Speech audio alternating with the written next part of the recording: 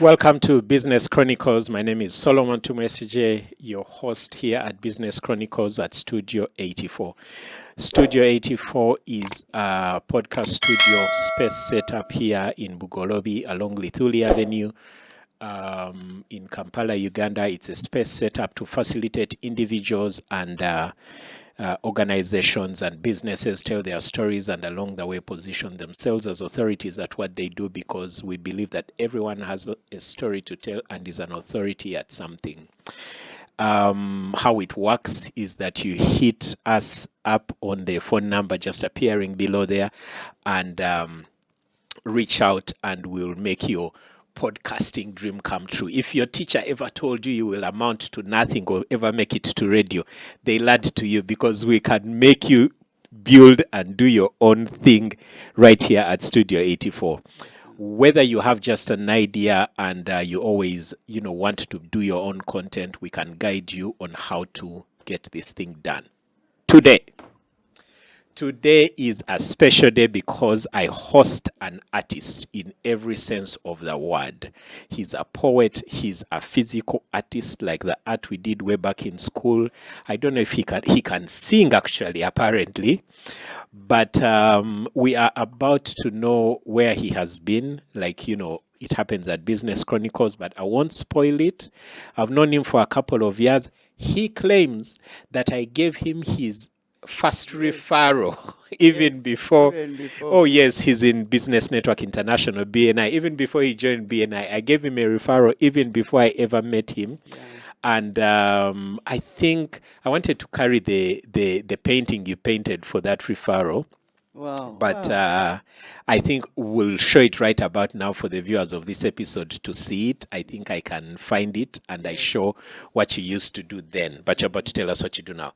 Bright, introduce yourself to our viewers, and let's have a conversation. Oh, thank you, Solomon. I'm glad to be here. Yeah. I'm really glad. Yeah, so my name is Bright Ntakky, a.k.a. Master Ntakky. Yep. Actually, now Master Ntakky is the brand name. Registered. Oh, really? By government. A brand. So gladly called Master Ntakky. And I say Master Ntakky because to be a master of art, you have to have, proven yourself. Yeah. And so I, in my own right, say I am a master because I have perfected, by the grace of God, Amen, the skill of art. I studied it at university, but beyond studying it, I have done it since the age of 3. Yes. And I've done it all my life, never worked anywhere, and I have mentored. So to be a master, you have to have mentored. I've mentored young people. I still do it. It's a passion. I've studied it across all boards. Yeah. And now it's what I want to be remembered for. After doing so many things, poetry, writing, winning some awards, actually, I said I go to a place, midlife crisis, those things. So I go to a place where I said, you know what, a master of many trades. I mean, how do they say it? If you what many trades, you become a master at none. Things like Jack of all trades, master of none. Deep jazz. Yeah, so I said, no, I want to be remembered as an artist. Yeah. But then I met some other gentleman who even clarified it further. And he said, you can actually integrate your poetry and writing into art. Yeah. So that's what I'm doing. Now, art is at the forefront, and then poetry comes in. And along the way, I hope we talk about the show that is upcoming, where I'm still going to feature that storytelling, the writing, and the poetry into the art. Now it's a complete picture, but an artist, Master Ntakky. Bright. Why art? Because you could have been anything else you want. You know how they encourage us, we tell our kids you can be anything you want in the world. When you were a child, did you always want to be an artist, a poet? When I was a child, I wanted to be a father. Which village were you in? I was born in Kabale, Uganda, Chigezi. Yes. So Apalo when you were Gafa. in Chigezi as a child, what did you We dream? played mommy and daddy in the sun. So I wanted, as a child. And then, seriously, I wanted to be a mommy and daddy. It was a big thing. It was a I goal. didn't have a father. Oh. Yeah, so my mother struggled. So when we played daddy and mommy, I dreamt of becoming a great father. But then, I also wanted to be a soldier. Yeah. Soldiers would come by and it was amazing. But they say that destiny is, some are thrust into their destiny, others find it along the way. So for me, I think it found me.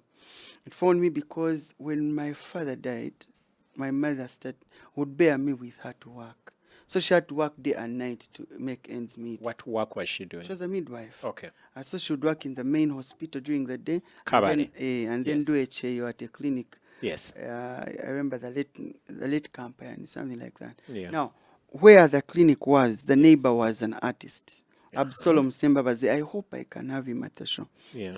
Now, Absalom Sembabazi was a great artist in the time. He was even teaching at NTC.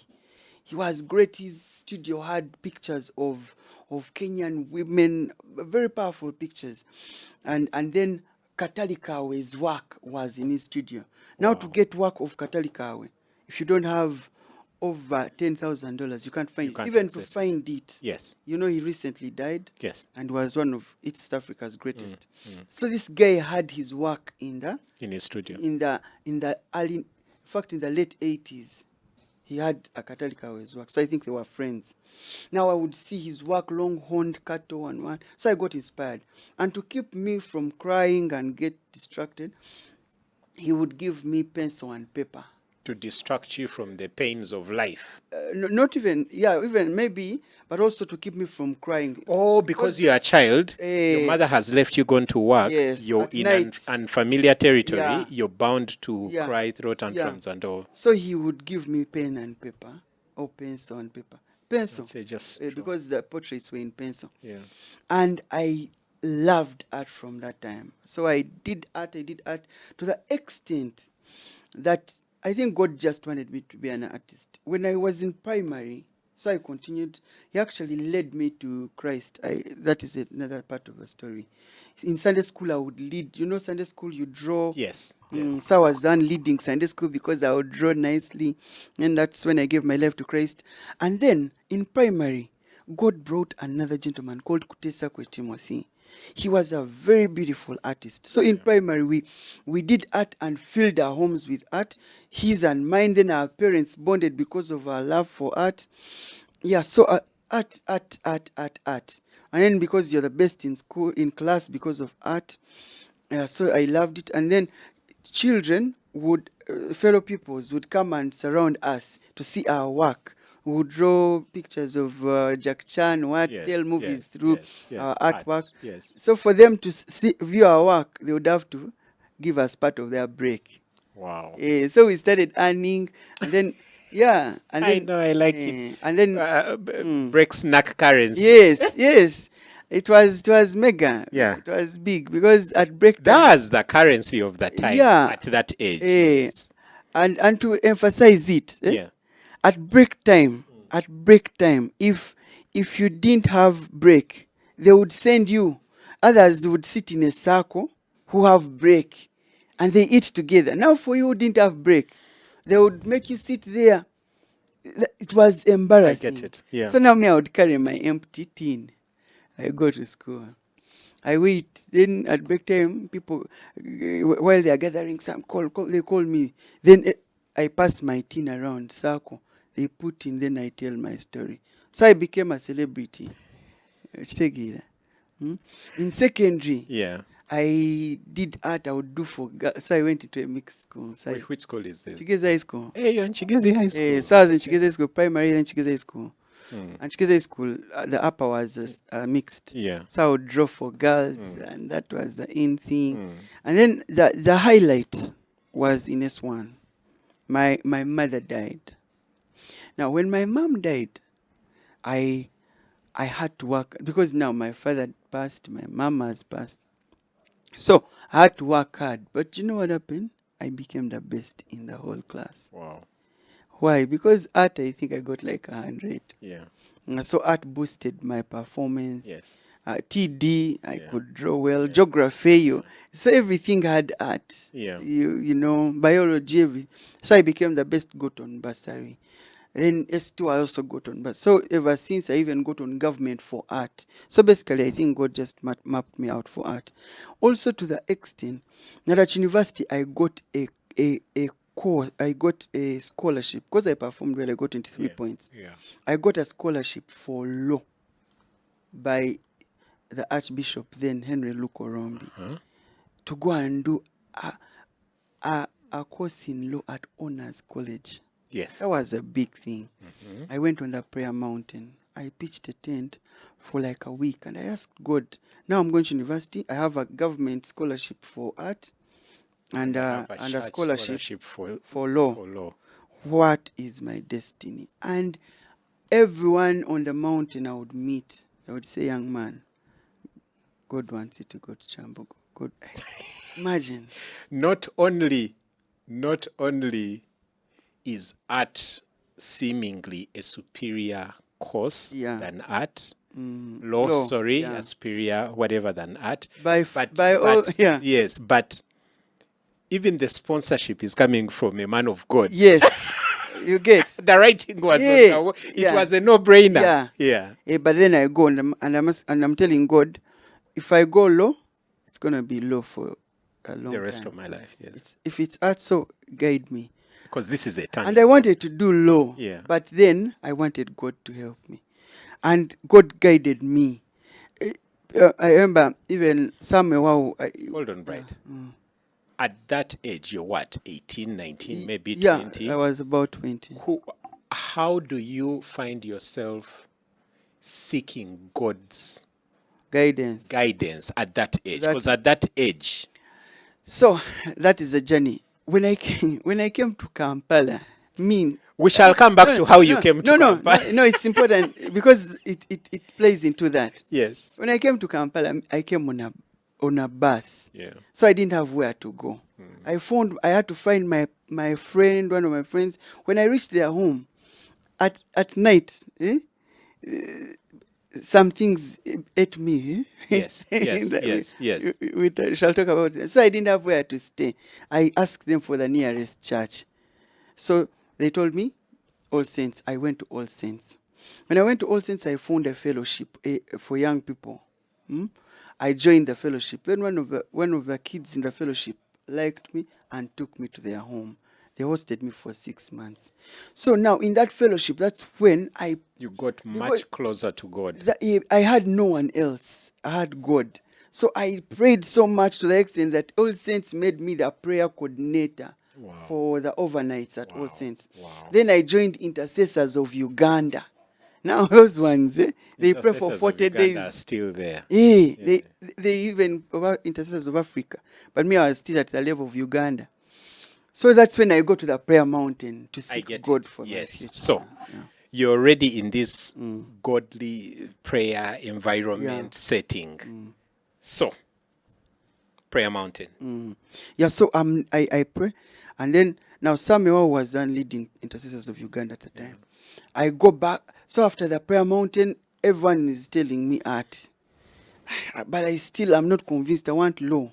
I go, I pray with these Intercessors of Uganda. Then they also tell me, go and do art. Finally, I do art. I go and do art. It is another story also, how I get to do art. But it was so beautiful that I went to the office of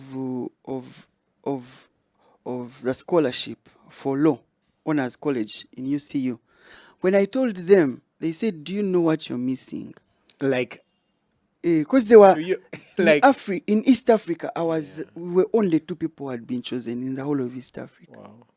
So he tells me, do you know what you're missing? I tell him, I know, but then I have a friend of mine who applied for this same course, for this same opportunity. Can you give it to them? Because now I can go do law. do art on government, then someone else benefits from this opportunity.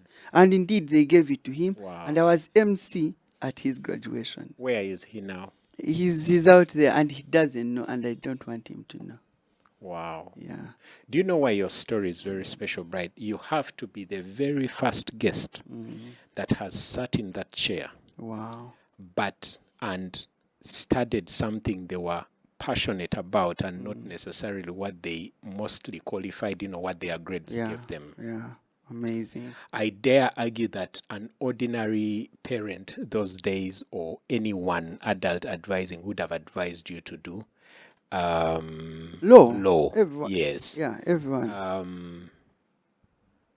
That's interesting. That's really interesting. So you finish your university, yeah. You excel, then what? Yeah, so now if I along the way, I pray that our viewers will understand that the earlier you find purpose, if God helps you find purpose earlier in life, the better. Right. So me, I found purpose. I actually like that you put it like that. Yeah. The earlier God helps you find your purpose. Because that purpose word is something that is thrown around a lot. Yeah. But I feel it's way deeper than many people consider it to be. Yeah. So I think for me it was a God thing. Yeah. And I do not know where it ends yet. Because I feel like we don't know. There's something that God is still up to. I feel it. So I've done art all through. After university, I came. I went and volunteered somewhere to help some street kids because I was passionate. I grew up more like a street kid in people's homes and all. So I wanted to help somewhere. I got an opportunity. I did that. And then when I came back, trying to look for a job, God led me to that lady who had hosted me when I had come to Kampala. She's Naomi Watiti, Mrs. Naomi Watiti. Yeah, then she was with US, so I think she has since retired. God bless her. She called me, said, Ntakky, you are a great artist. I want you to register a company and then bid and become our artist for USO. I did that. She gave me projects. I started doing work. From there, the profile led me to Pace Uganda. From Pace Uganda, I went to Nasa Road. Nasa Road, you will explain to the people. I got frustrated there. I went back home. And then God did something amazing in the lockdown. Yeah. In the lockdown. Yeah. Everyone was struggling. But God wanted to show me that there was purpose to these things. So he led me to the United USAID. Yes.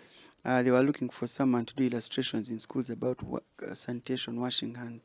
COVID things and so on. Yeah. And I got a lot of money. A lot of money. So I survived. And then when I got that money, I fell sick in the second lockdown. I fell sick of COVID. And I was alone in the house. Then I told God, when you heal me, I am going to ride my bike. That time I had a car, bikes. I was living the life of an artist. And they were not allowing cars. So I said I will ride my bike and help reach out to those who might be like me, alone and in need of help. And God indeed healed me without medication. Wow. Yeah, there was that purple plant over from Brazil. Luckily, it was in the compound where I was. Can you imagine? Wow. So I took it and alone, and God healed me purely. I started now. So I took my work. I got my work. I took it to a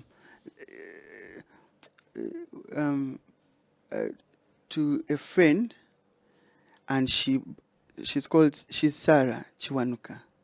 I wanted to use Attorney General's wife. Yes. Yeah. So I took the work there. She bought a piece, one of the pieces, for 600,000, and I got that money. I went to a local shop. I bought sugar, rice, posho, worth like 480, and then I walked on the street praying in tongues. asking God to lead me to someone. Direct me, Yeah. lead me to someone who needs Yeah. this most. And God led me to an old lady who had 14 little children who had been abandoned by her children. So they were her grandchildren. 14. I will get that picture and share it. 14. They were seated there, hungry, topless. What? When I arrived, I cried. They cried for joy. They sang songs of Zion. And I prayed with them. And I left saying that if there is purpose in this life, maybe this is it. So I continued. And then I shared the story on Facebook. Then it was Facebook. Then it went, yeah. When I shared the story like this, people sent me money. Money from where? Money. So I started moving. Now I would ride the bike. I got someone who offered to ride the bike with me. So we started something called Lovidex. Now, there was you remember that medication for COVID called Covidex? Yes. For the body. Yeah, so as we are giving love. So for us, it was for the heart, Yeah. Lovidex. Yeah. So it grew. Organizations reached out to the extent that we reached out to entire villages. We gave bicycles. We gave sewing machines. We gave, now from 1 kilo of sugar, we're giving bags of sugar. Yeah. Yeah, and I saw that love is so powerful. It can revolutionize the world. So I started calling myself the Black Robin Hood. That's why you usually see me with a feather. With a feather. Mm. The Black Robin, and I put on black only. The Black Robin Hood, because when I was young, I watched that cartoon for Robin Hood, and he would steal from the rich to help the poor. But I said no. Every suburb in Kampala has a slum and a high-end place. Yeah. So these ones are in their walls, fearing these poor ones. These poor ones dread. They loathe the other ones because they think they have, and they pass by them in tinted cars and only throw at them dust. But I felt I can be a bridge. Yeah. Because these people Between the two worlds. These people have extra food, Yeah. and they would love to share with us, but they fear them. Yes. And these ones loathe the other ones because they are hungry, and these ones are throwing rotten food. So I said, no, before this food rots, I can cross it over. And indeed, it happened. Rich people gave me money, and the people who were not privileged were able to be helped. So I feel there is that place in the world. Everyone probably has a good place in their heart, just that there is no opportunity. Or the bridge makers are few people who can decide to get inconvenience to just do that. So that's what I did. So art, my piece that led to that, saved many. Yes, then I continued. Then I put up. Before you continue, right? I'm keen to know, because this is something many creatives and artists suffer from, because their work, their craft comes to them so easily. They struggle to put a price to their art, to their products. So they find themselves doing a lot of this work for free. How did you learn to price your pieces? Have I learned though? I don't think I've learned. The Ugandan landscape for art is for the starving artist. Yeah. And the starving artist is a thing in the art world, even in the developed world spaces. Yes. Yeah, the artist has to look like he's starving, so they can be generous with him. Yeah. Yes. You cannot. The themes that artists that create sense in the art world, that make sense in the art world, are usually controversial. Yes. So the artists have to come off like they are starving, like they are advocates. That's why while most popular or big paintings needed to be explained. Yes. Yeah. But here, artists are actually starving. Yeah, they are starving. So you have to be a commissioned artist. I am really keen to know that one. And it's a beautiful thing. Yeah, I mean, briefly, Yeah. what has that journey been like? Uh-huh. Where you put something together, someone overpays you, Yeah. or seemingly underpays you. Yeah, and in this space, this is an even safer space for me to keep talking about God, because I'll talk about the godfathers of art. Yeah. They are important for someone out Context, there. yes. God is the first Artist. artist, but also God parent of art. Yeah. He gives the gift, and the Bible says he makes room for you, that the gift of a man shall make room for him and usher him in the presence of the great. Yes. So God is He's the one who makes room. He's the one who led me miraculously to that USAID project. Yes. That made me hundreds of millions Yeah. of money. Right? Before I was completely starving. After I starved again. So, but God, I have seen God. I have seen God at so many times. But now let's first put God in his There. place. Yeah. As the first one. The Where he second one, belongs. yeah. The second one is social media. Yeah. Social media, okay, the media. The media makes or breaks anyone. Yeah. Right? Yeah. So if you can thrive on the media as an artist, one social media which is free and makes it a global space, you put your work out there. Put your work out there. It's something that I have just learned recently. Brand yourself well and brand your work well and make it authentic. When you do, then collectors will find you. Yeah? When collectors find you, you will have arrived as an artist. Now, for other creatives, all creatives, the thing is, it is a thing of put yourself out there, market your work, push it, push it, push it, push it, push it, and then it will find its place in the grand scheme of things. Yeah. But otherwise, it's very hard to... Now, me, I did a lot of commissioned work. And in doing a lot of commissioned work, people would pay, at most, they would pay $300, which is $1 million. Yeah. At most. There are other good artists who are charging $100,000, which is $30. Yeah. You are charging $300. Yeah. People go for the other one. Yes. So, to make it, you had to starve and insist on your price. Insist on your price. Starve a bit, insist on your price. But then coming to BNI revolutionized things for me. When I came to BNI, I expected to sell art because they were rich people.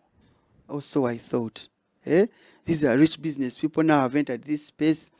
I'm going to sell out. When I reached, I realized that, no one buys the work. That even me, I couldn't afford my own work. I said, I need to rethink this. Yeah? Yeah, so meeting people like you, people who got me out there, people who advised, people kept coming to my studio and saying, you have good work, but how do we help you? We can't buy it, but we also don't know who to refer you to. Someone referred me to a hotel, and when I reached, the hotel wanted to buy 100 artworks. Guess at how much? 50,000 shillings. I told the guy that money is for framing only. And the man said, what? He said, we'd rather print. So people just go on internet, they get the Ugandan. So people kept asking me, how do we help you? And I kept asking myself, how do these people help me? How do I help myself by that?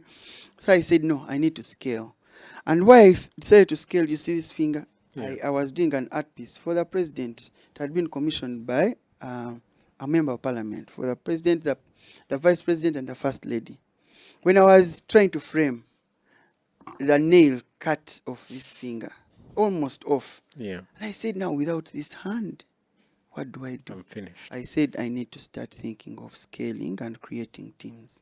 And that is a thing that every artist must hear.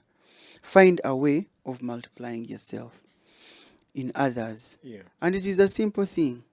One, if you have a style that is difficult, create processes for it. So the processes start from stretching the canvases, mixing the paints, washing. All those processes can be taken up by other people. For you, you can be at the place of just sitting in one place and creating. Yeah. But even in the creating, you can have someone who splashes your paints, someone who does the sketches, and then you teach them to. So every artist or creative must find a has way. a section of their work that is administrative, that doesn't really need their creativity. Now even that they can delegate to someone else to do. Yeah.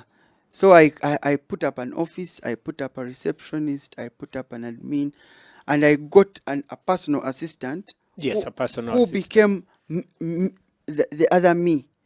Yeah.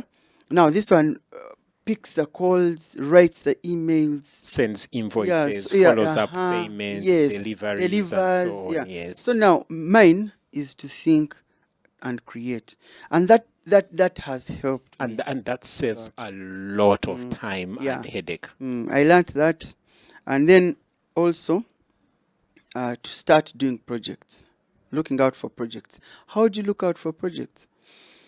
I'm doing an art exhibition. Yeah. So this art exhibition is going to attract 300 people in one space, paying 100,000. Those people probably can't afford to support me to buy an art piece of 1 million. But then they can afford to come to a show of 100,000. Because people want to support, people want to. Yes. Yeah. So I created this space where Ugandans can come and appreciate art from an elevated point. You know, people go to Buganda Road to see the work. It is beautiful work, maybe, but it is in a space of disrespect, disregard. And they look at it from there. But when they come to an exhibition in a grand space of honor, and they see the work, they'll begin to appreciate art from a different space. Yeah, so I did that to both help Ugandans appreciate us as artists, but also to scale. Yeah, so now I am doing exhibitions. From here, I'm going to go to Rwanda, then go to Nairobi, then travel the world as I exhibit. So all these things I've learned along the way. One of the things that I will say lastly is we have to be patient. But the good thing about passion is that passion is fulfilling even before it is rewarding financially. So I have the fulfillment while I pursue this, but now I'm beginning to realize financial benefits from it, and the rest, like they say, will be history. So for someone who you have an art exhibition, a solo art exhibition, which means you're the only exhibitor. That has to be a lot of work in preparation. For someone who shows up on August 1st at Nommo Gallery, what should they expect? Awesome. Yeah, that's amazing. So I started doing the work a few years ago, looking forward to this day. Yeah. So I've been cooking, and I've cooked well by the grace of God. Amen. So I'm looking forward to people coming. And when people come, my desire, usually the normal exhibitions are targeting art buyers. Yes. I'm also ultimately targeting You them. need to make some sales on that day. Yeah, I'm not. Eventually. Eventually.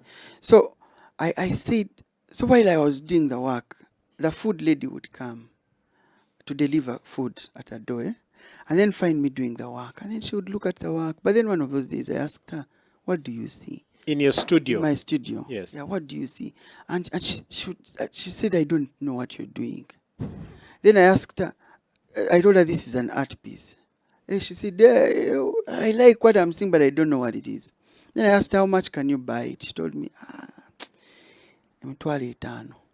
Now I asked her, what does emitwalo etaano mean to you? She said, my rent is 50,000.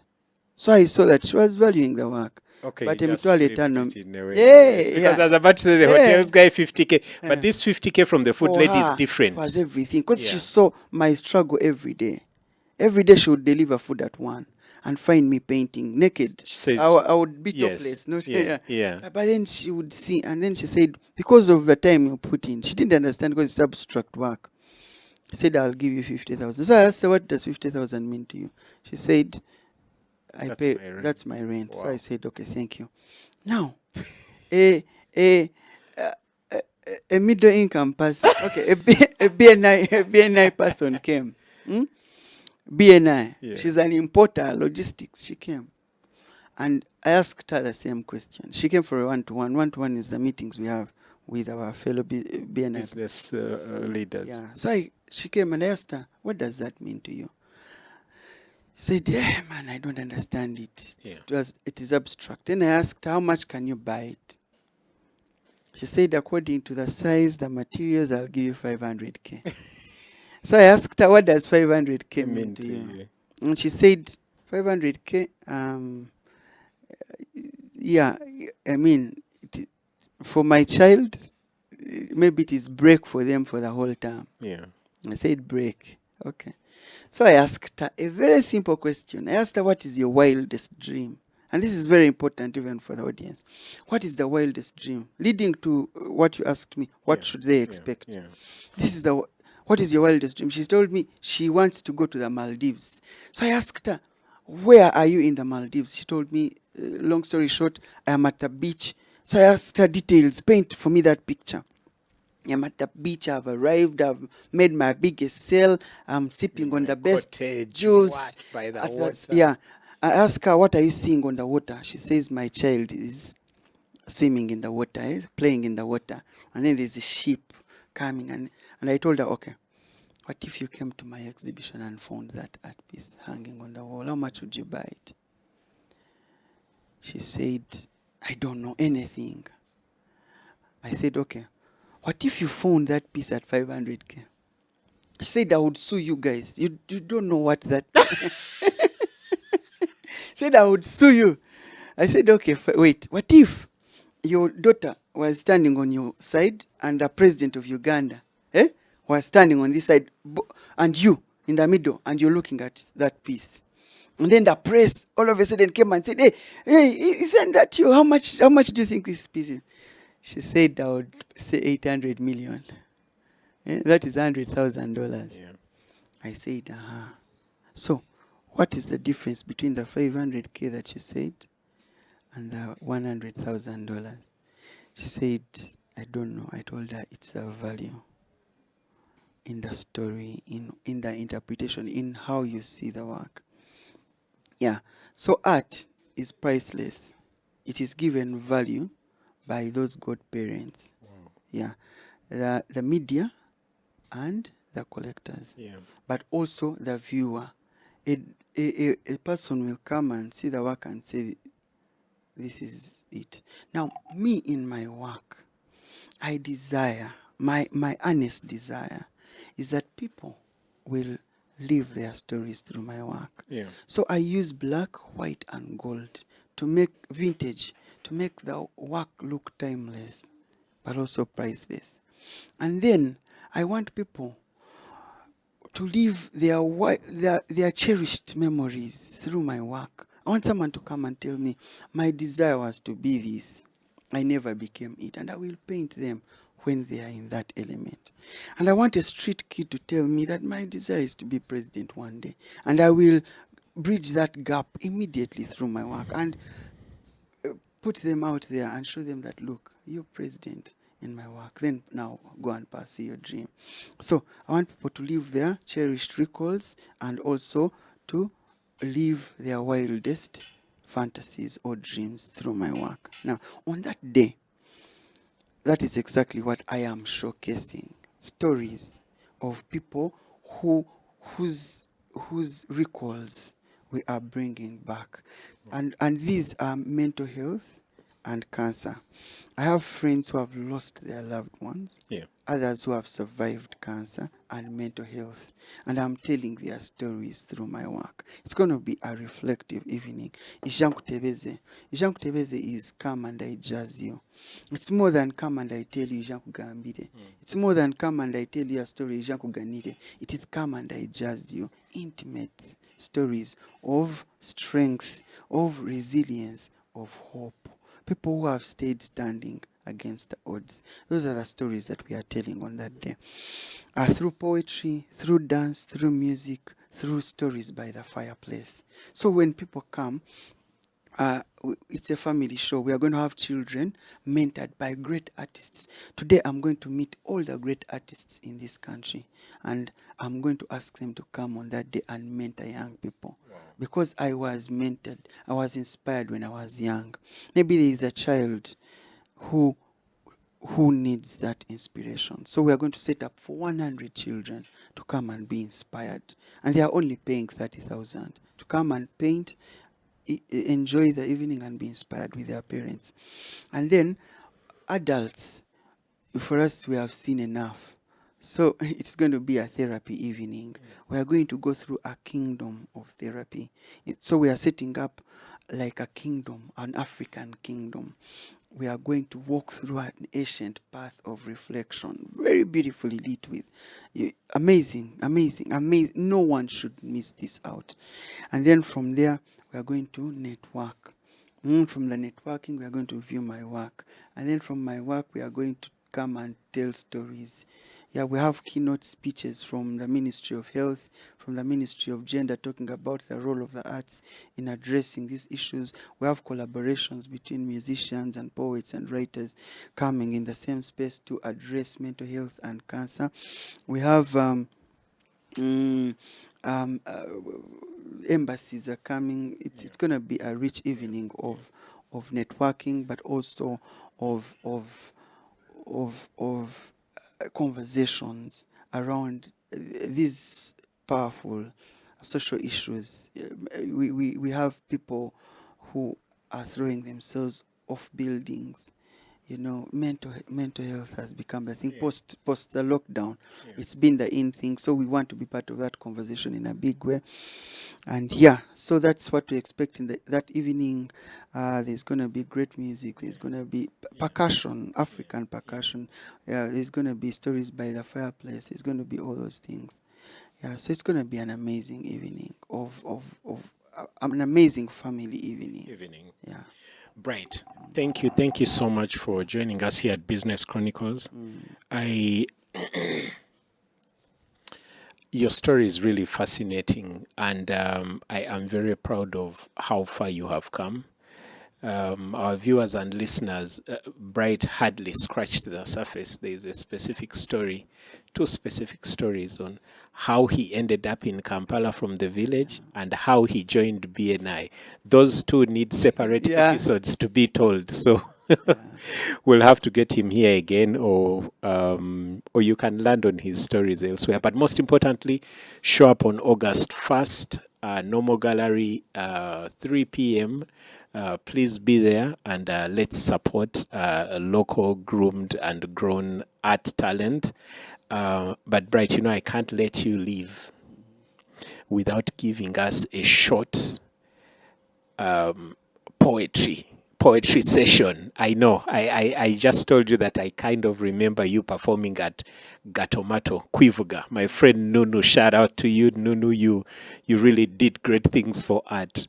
So will you give us a short piece of your poetry? One of your poems. Yeah. Wow. Amazing. There's lots I could say, but in this flash, let me go a bit patriotic. The one that comes to mind now. Oh, so why met her? She was pulchritudinously gorgeous, the true definition of disambiguated calipigi. I don't even know what I'm saying, but her hair effortlessly, Look at her right there, flowed over her shoulders like the Maxon falls onto her well-endowed chest like the highlands of Chigezi, down to her perfectly chiseled waist like the lowlands of Kotido. Meishogenya na maguru g'emitumba meinogoruvare.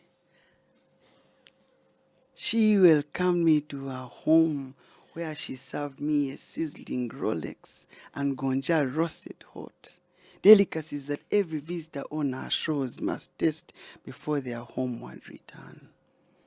And there she told me her story.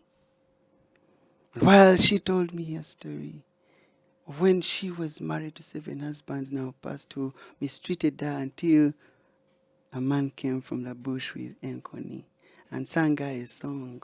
Pengaro, pengaro, pengaro, pengaro, wire, wizire.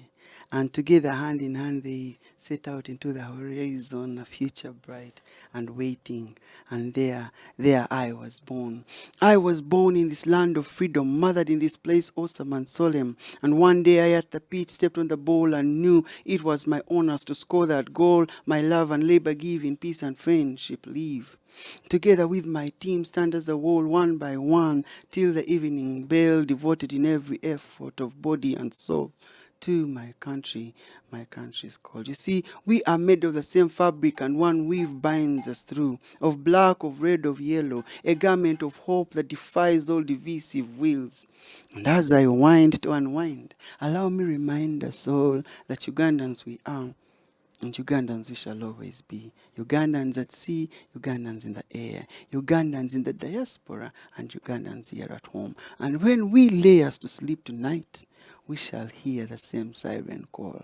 Remind us for to devote ourselves always in every effort of body and soul to our country's call. Peace out. Very, very, very well performed, Bright. Thank you so much for having you here. Is this a poem you have composed and rehearsed for that one time when you finally meet the president? So you got my attention at Penga Rome. Now I have written a poetry collection. Yeah. About the president. Yeah. And not just about. This is not political. This is because leaders come from the Lord. Yeah. Yeah. And I believe we should pray for them. I believe. So I've written beautiful things. You know, when he sang Penkoni, I thought, okay, this is beautiful from our president. So I composed that piece. So I hope one day that I will meet him. I performed for him at his inauguration 2016. Wow. Kololo, before like 40 how many presidents. Yeah. I did part of that poem. Yeah, he was just stepping in, so he didn't pay attention to it. I got an envelope though. Yeah, but I'm hoping that one day I will meet him and do that. But that this is beyond even. This is beyond. It's a call to patriotism. Our country's call. Everyone should think patriotic. I don't like to see what is happening. People are burning cars. Elections. What for? I think for me, it's let love win. The same weave binds us through, of black, of red, of yellow. A garment of hope that defies all divisive wills. That is the message. Well said, Bright.